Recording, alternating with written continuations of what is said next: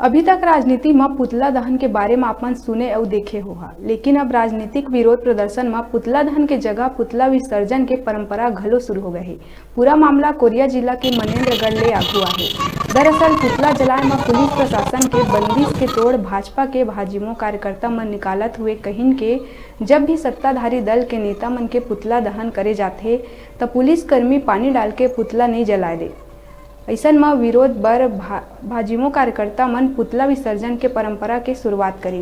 बता दें कि भाजयुमो कार्यकर्ता प्रदेश में पेट्रोल डीजल ऊपर मात्र 1 और 2% वैट कम करे के विरोध में मुख्यमंत्री भूपेश बघेल के पुतला के विसर्जन शहर के गांधी चौक में करी।